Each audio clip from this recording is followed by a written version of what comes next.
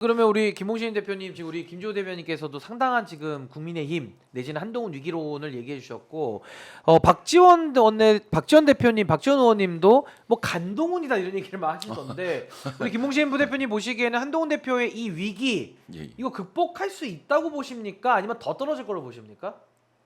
글쎄요, 좀 봐야 될 텐데 지금 27% 한동훈 대표의 위기이기도 한데요. 그러면은 그러면은 웃고 계신 사진은 나오지만은 예. 현재 위기입니다. 그런데 이제 원내대표와의 그 갈등도 일부 있지 않습니까? 그 추경호 대표. 그렇죠. 예. 그렇게 따지면은 원대와 대표 간의 갈등이 일방적으로 원대 쪽으로 뭘 손을 들어준다든지 이런 건 아닌 것 같아요. 아하. 예, 한동훈 대표가 대표를 하고 있는 것은 맞고 분명히 거기에 대해서 책임을 져야 되겠지만 그러면은 거기에 있는 주요 당직을 맡고 계신 그런 분들도 사실 책임을 나눠줘야 되는 것은 맞겠고요. 지금 봤을 때에 이렇게 떨어지는 거에서는 방금 우리 김재 대변인 잘 말씀 주셨지만 사실 이 부분에 대해서는 굉장히 그 국민적인 희망이 있었지 않습니까? 예. 하여간에 그 김건희 특검과 관련해 가지고 어떤 식으로든지 입장을 내서 어떻게 해결하겠지 했는데 그게 안 되고 있는 거예요. 그러면 또 이게 지체되면서 사실 이제 날 찬바람 불고 이제 곧 겨울인데 이제 김장철 오는 거 아닙니까? 그렇습니다. 그런데 이제 민생과 관련해 가지고 정치권에서는 손도 못 대고 있는 이거를 보면서 도대체 여당은 뭘 하고 있느냐? 그러니까 존재감을 묻는 거죠. 그렇죠. 예. 방금 말씀 주신 그러면 당 대표가 나서서 정치적인 문제는 좀 해결을 해야 되는 건데 그것도 못 하고. 지금 의정 갈등도 해결 안 됐습니다. 그렇죠. 사실은. 예. 이게 좀 있는 것 같아요. 그런 의미에서 아하. 지금 본다면 제가 봤을 때는 여당이 여당으로서의 역할을 얼마나 하고 있는지에 대해서 예. 많은 분들이 좀 의심하고 있는 거고요. 그러면은 조금이라도 빨리 해결을 해야 한다고 한다면 지금 뭐 김조 대변인님 말씀 주셨던 바로 그 김건희 여사 관련된 특검 예. 이것도 굉장히 주요한 이슈일 거고요. 방금 의정 갈등 예. 말씀 주셨는데 이거 진짜 핵심이죠. 이제 날씨 추워지면 지난번에 한번 김재호 대변인님 말씀 주셨는데 예. 날씨 추워지면 이제 낙상 뭐몇 낙상, 예. 고열한 뭐 심혈관 질환, 말씀 뇌혈관 질환, 주셨는데 그걸 예. 듣고 나니까 폐렴. 거의 외우고 다니세요? 아, 예. 폐렴. 아, 예. 예. 아, 예. 이거 심각한 문제입니다. 그 생각을 저도 이제 예. 노모를 제가 같이 모시고 어머니. 이제 살고 있는데 예.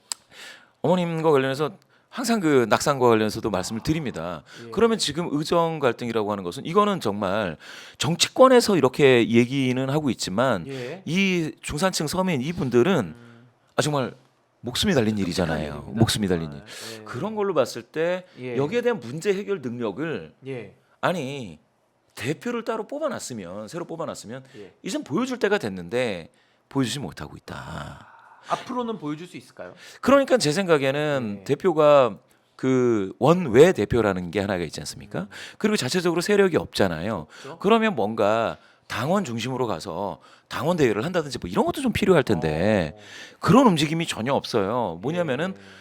그 한동훈 대표의 제가 진짜 이건 한계다라고 보는 게 이 정도 되면은 뭐냐면 당 대표가 당원들 한번 모여보자라고 할 법도 하거든요. 좀 던져야 되지 않습니까? 그렇죠. 예. 아니 그러면 그 의원들이 이렇게 생각을 하고 있는데 그러면 당원들은 무엇이냐라고 물어볼 법도 한데 전혀 아니에요. 그러면 저희가 쓸 수 있는 카드가 있지 않습니까? 예. 당을 운영할 때 있어서 지도부가 있는 거고 최고위원도 있는 거고 대표뿐만이 아니라 원대를 중심으로 하는 의원들도 있는 거고요. 예. 이것저것 안 되면 아니 지구당 위원장이라든지 그 지역 위원장들이라든지 뭐 당협 중심으로. 그렇죠. 당원들. 예. 근데 이게 아무것도 안 하고 오로지 어허.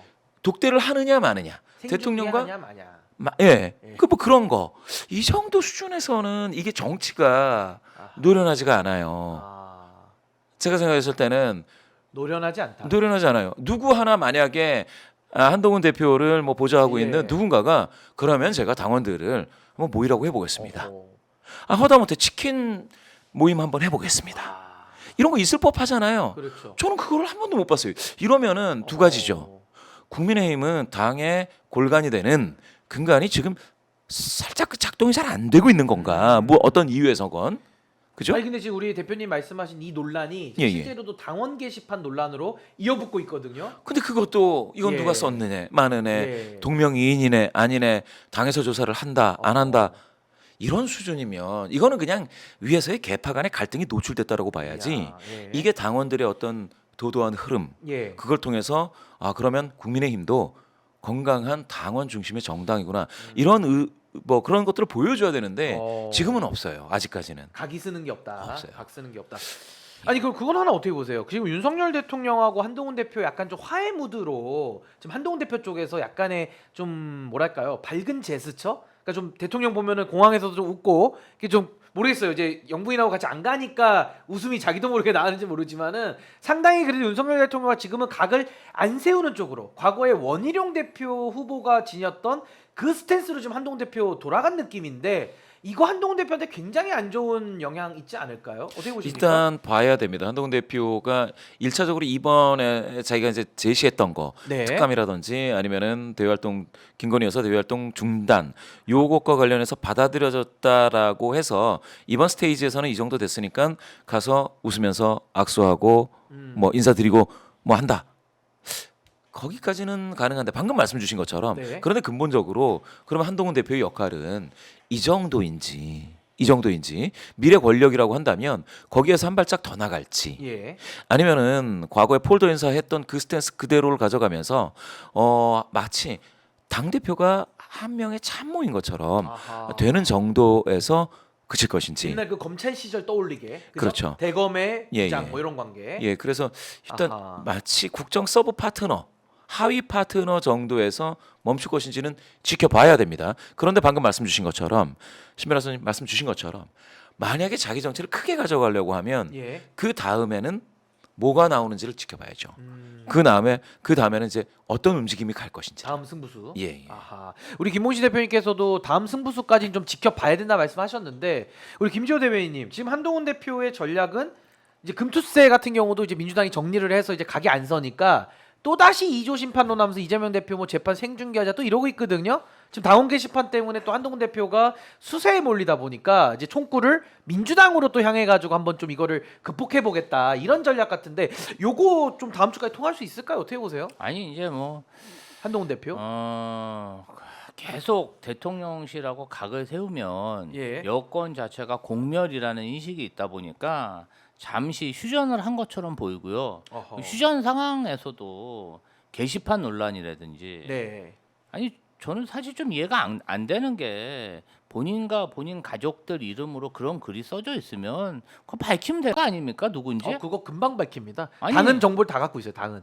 아니 IP 네. 주소 다 있고 그냥 밝히면 되는데 심지어 왜 실명 게시판이라 쓸 때 그거 다 알고 있습니다. 저걸 왜 당에서. 저렇게 방치하는지 모르겠고요. 예. 그리고 아직까지 안 밝혀진 거 보면 아이고, 가족 뭐가 찔린다 뭐 이런 말씀하시는 것 같은데. 가족들은 사실이지 않을까 아하. 그런 합리적 의심이 드네요. 아, 그러니까 그렇습니다. 저렇게 꿀먹은 벙어리인가 예. 아닌가 싶고요. 계속 도망가니까요. 그리고 이제 뭐 대통령실하고 윤핵관은 아니라고 하겠지만 지금 국민의힘 당사 앞에서 탈모사, 살모사, 아이고 또 험한 말이 뭐 많이 나오네요. 가발, 뭐 대머리, 예, 뽕부라 이거 사실 정치의 격을 너무 많이 떨어뜨리는 티모피 뭐 이런 얘기도 나오고. 정말 예. 그 뭐라 그럴까요? 정치 무례한들이 하는 아이고. 그러한 집회가 지금 연일 이루어지는데 이런 게 참 저는 진짜 이 보수의 민낯인지 정말 궁금하고요. 예.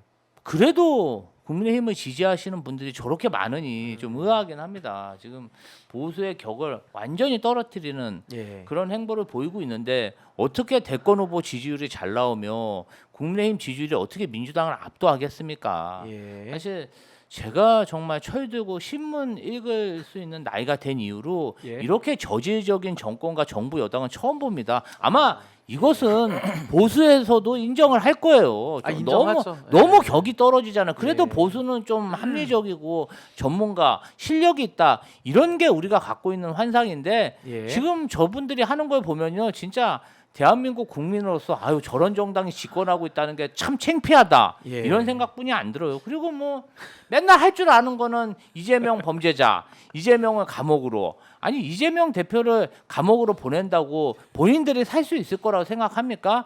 저는 너무 실력 없는 정권에 국민들이 힘을 몰아줬다고 생각하고요. 예.